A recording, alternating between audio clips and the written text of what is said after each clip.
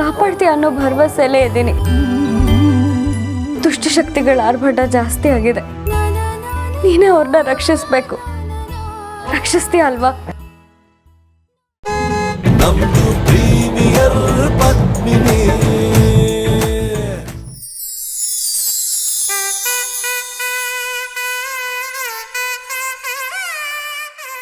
ಎಲ್ಲೇ ಇದ್ರು ನೀನೇ ಮುತ್ತು ಮಾವನ ರಕ್ಷಿಸ್ಬೇಕು.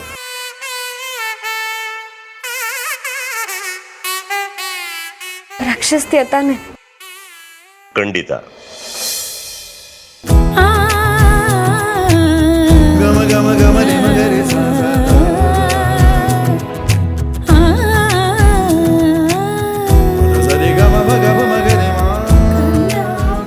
ಜಗೇಶ್ ಸರ್, ಇದೇನು ಸರ್ ನೀವಿಲ್ಲಿ?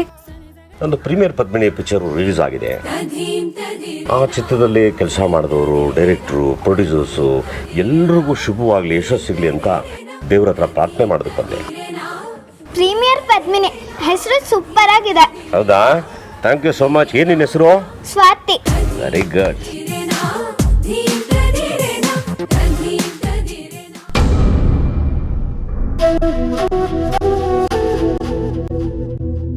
ನಿನ್ನ ನೋಡಿದ್ರೆ ಏನೋ ಸಮಸ್ಯೆಲಿರೋ ಥರ ಕಾಣಿಸುತ್ತೆ.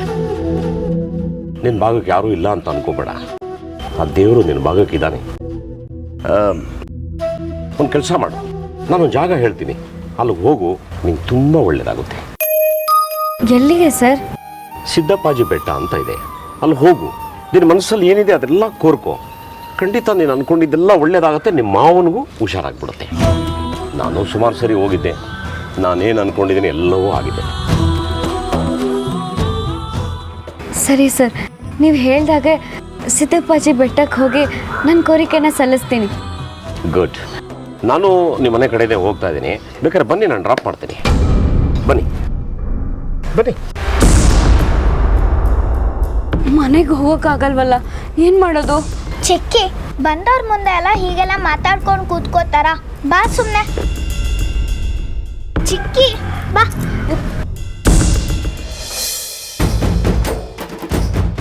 ಇದೇನು ಸರ್, ಇನ್ನೂ ನೀವು ಹಳೆ ಕಾರ ಇಟ್ಕೊಂಡಿದ್ದೀರಾ? ಓಲ್ಡ್ ಇಸ್ ಗೋಲ್ಡ್ ಅಮ್ಮ. ಯಾವತ್ತೂ ಹಳೆ ಕಾರು ಅಂತ ಹೇಳ್ತೀವಿ, ಆದರೆ ಅದರಲ್ಲಿರೋ ಮಜಾನೇ ಬೇರೆ. ನಾನು ಜೀವನದಲ್ಲಿ ಫಸ್ಟ್ ತೊಗೊಂಡಿದ್ದ ಕಾರೇ ಪ್ರೀಮಿಯರ್ ಪದ್ಮಿನಿ. ರಾಜ್ಕುಮಾರ್ ಅವ್ರ ಕಾರು ಪ್ರೀಮಿಯರ್ ಪದ್ಮಿನಿ, ರಜನಿಕಾಂತ್ ಅವ್ರ ಕಾರು ಪ್ರೀಮಿಯರ್ ಪದ್ಮಿನಿ. ಅದು ನೋಡೋಕ್ಕೂ ಚೆಂದ, ಓಡಿಸೋದಕ್ಕೂ ಚೆಂದ. ನಿಮ್ಮ ಸಿನಿಮಾದಲ್ಲೂ ಈ ಕಾರ್ ಅಂದರೆ ನಿಮಗೆ ತುಂಬ ಪ್ರೀತಿ ಅಂತೆ? ಹೌದು, ನನ್ನ ಸಿನಿಮಾದಲ್ಲೇ ಅಲ್ಲ, ನಿಜ ಜೀವನದಲ್ಲೂ ಪ್ರೀಮಿಯರ್ ಪದ್ಮಿನಿ ಅಂದರೆ ತುಂಬ ಇಷ್ಟ. ಹಾಗೆ ಪ್ರೀಮಿಯರ್ ಪದ್ಮಿನಿ ಪಿಕ್ಚರ್ ಅಂದ್ರೂ ತುಂಬ ಇಷ್ಟ. ನೀವೆಲ್ಲ ನೋಡ್ತೀರಾ ತಾನೆ? ನೋಡ್ತೀರಾ ತಾನೆ? ಖಂಡಿತ ನೋಡ್ತೀವಿ ಸರ್. ನೀನು ನೋಡ್ತೀಯ ತಾನೆ? ಬನ್ನಿ, ಡ್ರಾಪ್ ಮಾಡಿ ಬನ್ನಿ. ಎಲ್ಲಿ ಹೇಳಿದ್ರಲ್ಲಿ ಬಿಡ್ತೀನಿ, ನಮ್ದು ಪ್ರೀಮಿಯರ್ ಪದ್ಮಿನಿ. ಎಲ್ಲಿ ಹೇಳಿದ್ರಲ್ಲಿ ಬಿಡ್ತೀನಿ.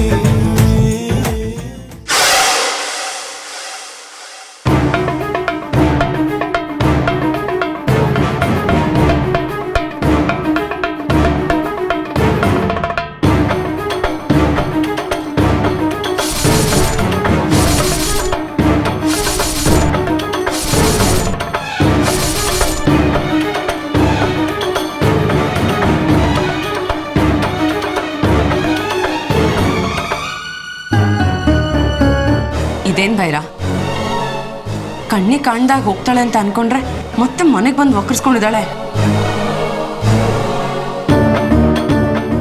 ಜೊತೆಗೆ ಸ್ವಾತಿ ಬೇರೆ ಬಂದ್ಲು.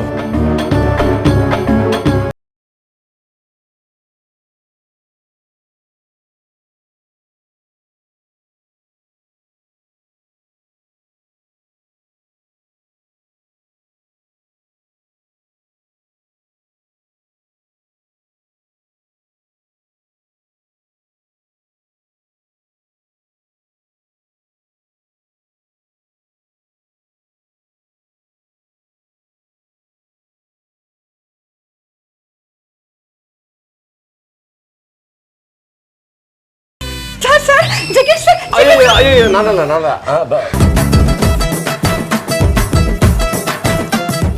ಏನ್ ಸರ್ ನೀವು? ನಿಮ್ಮನ್ನ ನೋಡಕ್ಕೋಸ್ಕರ ಇರೋ ಬರೋ ಕೆಲಸನೆಲ್ಲ ಬಿಟ್ಟು ಓಡ್ ಬಂದಿದ್ದೀನಿ.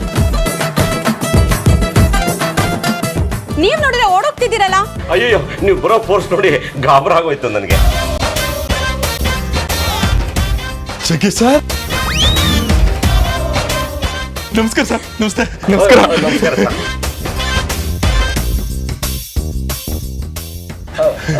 ಇವ್ರು ಯಾರು? ನಮ್ಮ ಯಜಮಾನ್ರು ಸರ್. ಬಹಳ ಚೆನ್ನಾಗಿದ್ದಾರೆ.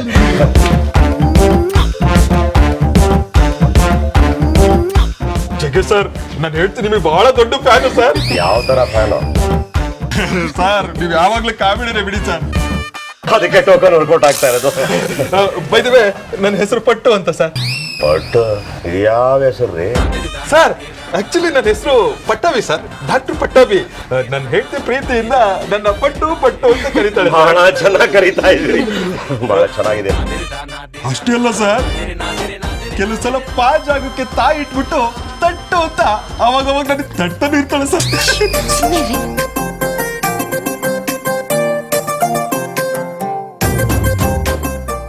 ಓಹೋ, ಈ ಟೈಪು.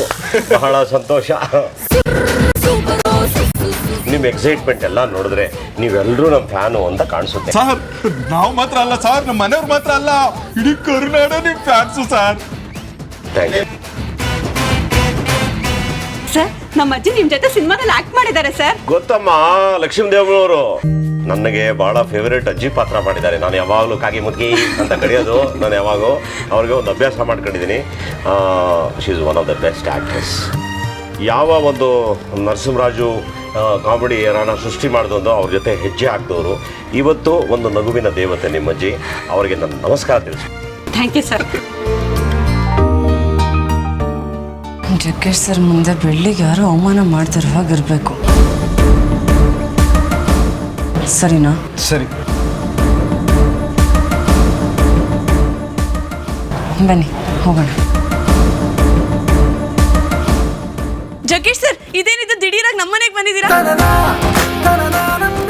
ಅದು ಪ್ರೀಮಿಯರ್ ಪದ್ಮಿನಿ ಕಾರಲ್ಲಿ. ಪ್ರೀಮಿಯರ್ ಪದ್ಮಿನಿ ನಾನು ಮಾಡಿರೋ ಹೊಸ ಸಿನಿಮಾ ಅಮ್ಮ, ಅದಕ್ಕೆ ಪ್ರಮೋಷನ್ಗೋಸ್ಕರ ಈ ಕಾರಲ್ಲೇ ಬಂದೆ. ಬರ್ಬೇಕಾದ್ರೆ ಬೆಳ್ಳಿ ಸಿಕ್ಕಿದ್ಲು, ಅವ್ರ ಜೊತೆ ಈ ಕುಳ್ಳಿನೂ ಸಿಕ್ಕಿದ್ಲು. ಏನೋ ಬಹಳ ಫೀಲಿಂಗ್ ಅಲ್ಲಿ ಕೂತಿದ್ರು, ಡ್ರಾಪ್ ಮಾಡಿ ಹೋಗೋಣ ಅಂತ ಬಂದೆ. ಬೆಳ್ಳಿ ನಮ್ಮಿಂದ ಎಲ್ಲ ಬೇಜಾರು ಮಾಡ್ಕೊಂಡು ಹೋಗಿದ್ಲು. ನೀವು ಕರ್ಕೊಂಡ್ ಬಂದಿದ್ದು ತುಂಬಾ ಒಳ್ಳೇದಾಯ್ತು ಸರ್. Thank you.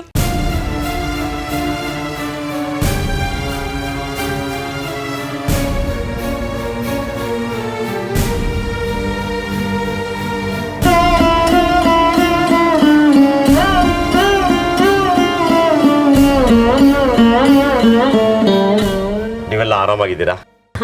ತುಂಬಾ ಥ್ಯಾಂಕ್ಸ್.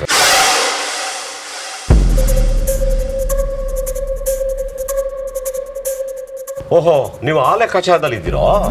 ಹಾ, ನಾನೇನು ಲೆಕ್ಕ ಹಾಕಿಲ್ವಲ್ಲ ಸರ್.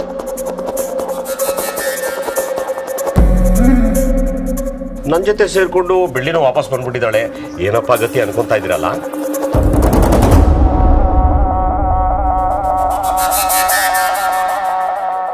ನಿಮ್ ಪಕ್ಕದಲ್ಲಿ ಗಡ್ಡ ಬಿಟ್ಕೊಂಡು ನಿಂತ್ಕೊಂಡಿದಾರಲ್ಲ,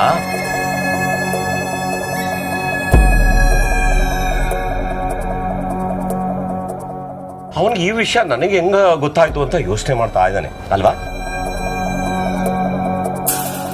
ನನ್ ಮಾತೇ ಆಡಿಲ್ವಲ್ಲ ಸರ್. ನಮಗೆ ಫೇಸ್ ರೀಡಿಂಗು, ಬೇಸ್ ರೀಡಿಂಗು ಎಲ್ಲ ಗೊತ್ತಾಗ್ಬಿಡುತ್ತೆ.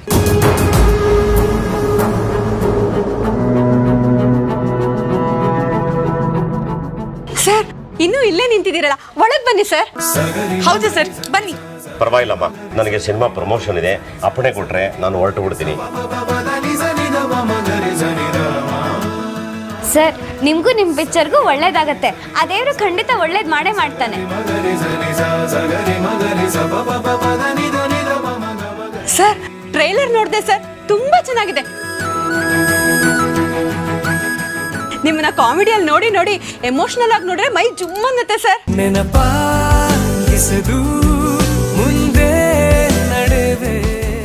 ಬರೀ ಟ್ರೈಲರ್ ಅಲ್ಲ, ಥಿಯೇಟರ್ಗೆ ಬಂದು ಸಿನಿಮಾನು ನೋಡಿ 25 ವರ್ಷ ನಿಮ್ಮ ಮನಸ್ಸಲ್ಲೂ ಇರುತ್ತೆ. ಖಂಡಿತ ಸರ್, ನಾನು ನನ್ನ ಇಡೀ ಫ್ಯಾಮಿಲಿ ನಿಮ್ ಜೊತೆ ಬಂದು ಸಿನಿಮಾ ನೋಡ್ತೀವಿ. ನಾವೆಲ್ಲರೂ ಜಗ್ಗೇಶ್ ಸರ್ ಜೊತೆ ಪ್ರೀಮಿಯರ್ ಪದ್ಮಿನಿ ನೋಡಕ್ ಹೋಗ್ತಿದೀವಿ. ನೀವು ಬರ್ಬೇಕು ಸರ್. ನಿಮ್ ಜೊತೆ ಒಂದು ಸೆಲ್ಫಿ ತಗೋಬೋದಾ? ನನ್ನ ಜೊತೆ ಏನಮ್ಮ, ನಮ್ಮ ಪ್ರೀಮಿಯರ್ ಪದ್ಮಿನಿ ಕಾರ್ ಜೊತೆನೆ ಎಲ್ಲರೂ ಸೇರಿ ಸೆಲ್ಫಿ ತಗೊಂಡ ಬನ್ನಿ. ನಮ್ದು ಪ್ರೀಮಿಯರ್ ಪದ್ಮಿನಿ. ಏನೆಲ್ಲ ಇಷ್ಟು ಸೀರಿಯಸ್ ಆಗಿದೆ. ಪ್ರೀಮಿಯರ್ ಪದ್ಮಿನಿ ಇದೆಯೋ ಜೋರಾಗಿ ನಗರಿ. Premier Padmini. All the best Premier Padmini. ಬಿಡ್ತೀನಿ.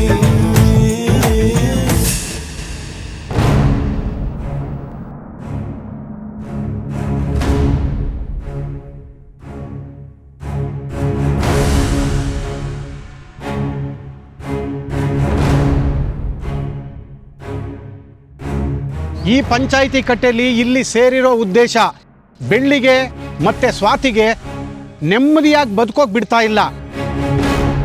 ಅವ್ರಿಗೆ ದೊಡ್ಡ ಮನೆಯಲ್ಲಿ ಅಲ್ಲಿರೋರೇ ಹಿಂಸೆ ಕೊಡ್ತಿದ್ದಾರೆ ಅಂತ ಕೇಳಿ ಬರ್ತಾ ಇದೆ. ಮಾಯಾ, ಇದಕ್ಕೆ ನೀನೇನಮ್ಮ ಹೇಳ್ತೀಯ?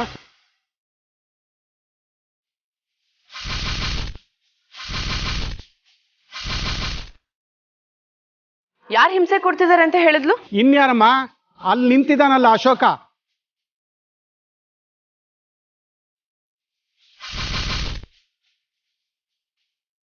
ಇವನೇ ಊಟದಲ್ಲಿ ವಿಷ ಹಾಕಿ ಕೊಲ್ಲೋಕ್ ನೋಡಿದ್ದಾರೆ ಅಂತ ಹೇಳ್ತಿದ್ದಾಳೆ.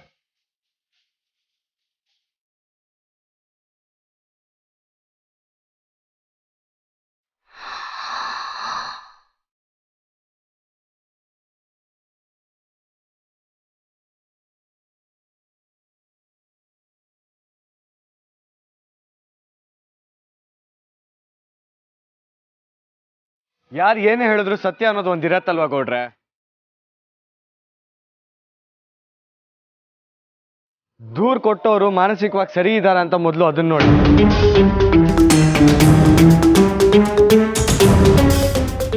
ಸುಮ್ನೆ ಪಂಚಾಯತಿ ಸೇರ್ಸಿದ್ರೆ ಹರಟೆ ಹೊಡೆಯೋದಕ್ಕೂ ಜನನ್ ಪಂಚಾಯತಿ ಸೇರ್ಸೋದಕ್ಕೂ ವ್ಯತ್ಯಾಸ ಇರಲ್ಲ ಗೌಡ್ರೆ. ಈಗ ನಿಮ್ ವಿಷಯಕ್ಕೆ ಬರೋಣ. ಅಶೋಕನ್ನ ಯಾರು ಅನ್ಕೊಂಡಿದ್ದೀರಾ? ನಮ್ಮ ಮುತ್ತು ಮಾವಂಗೆ ತಮ್ಮ ಆಗ್ಬೇಕು ಅಂದ್ಮೇಲೆ ದೊಡ್ಡ ಮನೆಯಲ್ಲಿ ಅವನಿಗೂ ಎಲ್ಲ ಹಕ್ಕಿದೆ.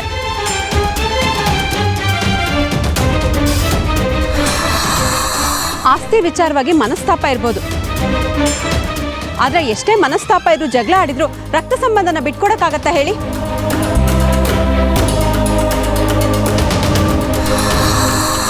ನೀವ್ ಹೇಳ್ತಾ ಇದ್ದೀರಾ ಅಶೋಕ ಊಟದಲ್ಲಿ ವಿಷ ಬೆರೆಸಿದ್ದಾನೆ, ಬೆಳ್ಳಿಗೆ ಹೆದರ್ಸ್ತಾ ಇದ್ದಾನೆ ಅಂತ. ಆದ್ರೆ ಅವಳಿಗೂ ಅವನಿಗೂ ಯಾವುದೇ ರೀತಿಯ ದ್ವೇಷನೇ ಇಲ್ವೇ? ಅವನು ಯಾಕೆ ಹೀಗೆಲ್ಲ ಮಾಡ್ತಾನೆ? ಬೆಳ್ಳಿಗೆ ಬುದ್ಧಿ ಸರಿ ಇಲ್ಲ.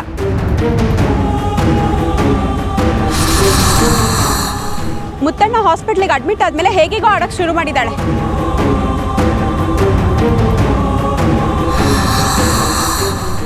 ಅವಳ ಮಾತನ್ನ ನಿಜ ಅನ್ಕೊಂಡು ಎಲ್ರೂ ಇಲ್ಲಿ ಸೇರಿಸಿದಿರಲ್ಲ, ಅದು ನಿಮ್ ತಪ್ಪು. ಸರಿ ತಪ್ಪು ಆಮೇಲೆ ನೋಡೋಣ. ಮೊದಲು ಊಟದಲ್ಲಿ ವಿಷ ಹಾಕಿದ್ ನಿಜಾನ ಇಲ್ವಾ ಅಷ್ಟು ಹೇಳಿ ಸಾಕು. ನೋಡಿ, ಇದು ನಮ್ಮನೆ ವಿಷಯ. ಇದನ್ನ ಪಂಚಾಯತಿವರೆಗೂ ತಂದಿರೋರು ಏನೋ ಸರಿಯಾಗಿ ಪ್ಲಾನ್ ಮಾಡೇ ತಂದಿದ್ದಾರೆ.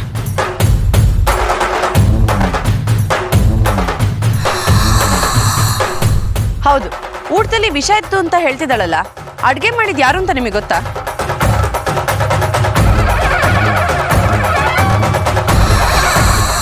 ಮೊದಲು ನೀವು ಈ ಪ್ರಶ್ನೆ ಕೇಳಿ ಉತ್ತರ ತಿಳ್ಕೊಳ್ಳಿ, ಆಮೇಲೆಲ್ಲ ನಿಮ್ಗೆ ಗೊತ್ತಾಗತ್ತೆ.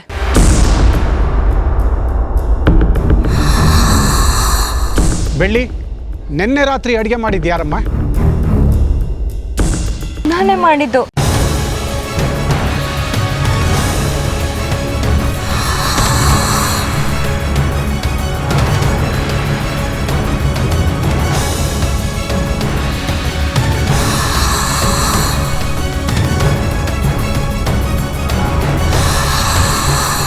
ಸ್ವಾತಿ ಹೊಟ್ಟೆ ಹಸುವು ಅಂದ್ಲು, ಅದಕ್ಕೆ ಅಡುಗೆ ಮಾಡಿದೆ.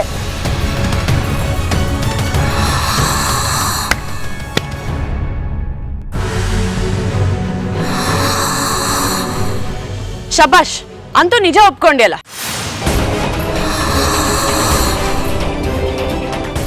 ಅಲ್ಲ ಗೌಡ್ರೆ, ಅವಳು ಮಾಡಿರೋ ಅಡುಗೆಯಲ್ಲಿ ವಿಷ ಇದೆ ಅಂತ ಅವಳೇ ದೂರು ಕೊಟ್ಟಿದ್ದಾಳಲ್ಲ, ಕೇಳೋಕೆ ತುಂಬಾ ವಿಚಿತ್ರ ಅನಿಸ್ತಿಲ್ವಾ?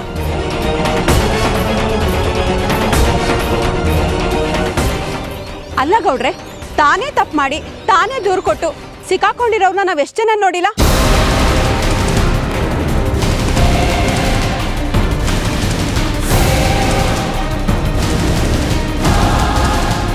ಹಿಂಗ್ ಮುಂದೆ ಬಂದು ನಿಮ್ಮ ಹತ್ರ ಕೇಳ್ಕೊಂಡ್ರೆ ಎಲ್ರು ನನ್ನ ಮೇಲೆ ಅನುಮಾನ ಪಡ್ತಾರೆ ಅನ್ನೋದು ಅವಳ ಲೆಕ್ಕಾಚಾರ.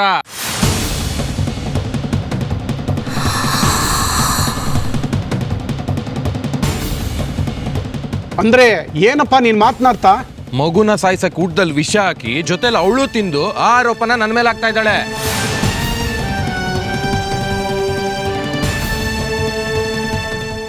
ಇವಳು ಮಾಡಿರೋ ಅಡ್ಗೆನ ಪಟ್ಟು ಅಂಕಲ್ ತಿಂದು ಹೆಲ್ತ್ ಅಪ್ಸೆಟ್ ಆಗಿತ್ತು ಗೊತ್ತಾ? ಹೇಳಿ ಅತ್ಗೆ. ಆಮೇಲೆ ಡಾಕ್ಟರ್ನ ಕರೆಸಿ ವಿಷ ತೆಗ್ಸಿದ್ವಿ.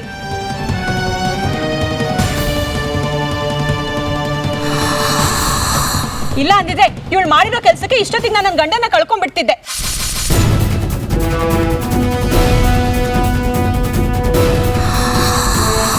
ಈ ಕೋತಿ ಮೊಸರು ತಿಂದು ಮೇಕೆ ಬಾಯಿಗೆ ಒರೆಸ್ತು ಅಂತಾರಲ್ಲ, ಹಂಗಾಯ್ತು ನನ್ನ ಪರಿಸ್ಥಿತಿ.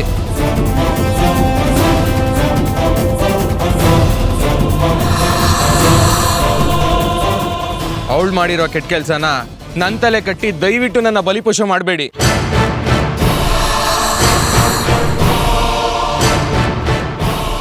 ದಯವಿಟ್ಟು ನನ್ನ ನ್ಯಾಯ ಕೊಡಿಸಿ. ನಾನ್ ನೋಡಿರೋ ಮಟ್ಟಿಗೆ ಬೆಳ್ಳಿ ಮುಗ್ದೆ.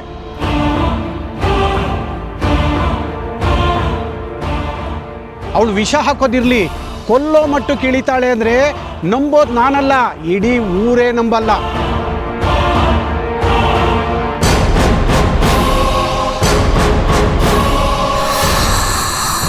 ಎಲ್ಲ ಹಕ್ಕು ಯೋಗ್ಯತೆ ಇಟ್ಕೊಂಡೇ ಇಲ್ಲಿ ಮುಂದೆ ನಿಂತ್ಕೊಂಡು ಮಾತಾಡ್ತಿರೋದು. ನನಗೂ ದೊಡ್ಡ ಮನೆಗೂ ನಂಟಿದೆ.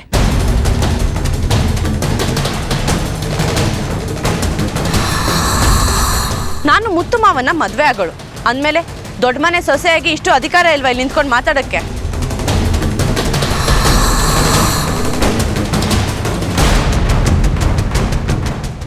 ಅದಲ್ಲದೆ ಮುತ್ತು ಮಾವ ಚೆನ್ನಾಗಿದ್ದಾಗ ಮನೆ ವಿಷಯ ಯಾವತ್ತಾದ್ರೂ ಪಂಚಾಯತಿವರೆಗೂ ಬಂದಿದೆಯಾ?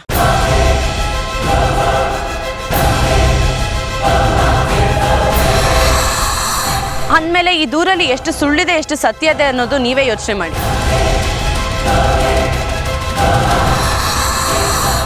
ಅಷ್ಟೆಲ್ಲ ಯಾಕೆ ತಲೆ ಕೆಡ್ಸ್ಕೋಬೇಕು?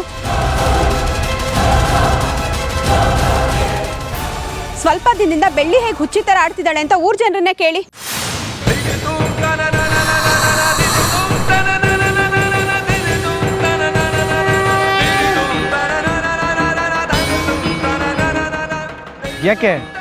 ಯಾಕೆಲ್ಲ ಸುಮ್ಮನೆ ಇದ್ದೀರಾ?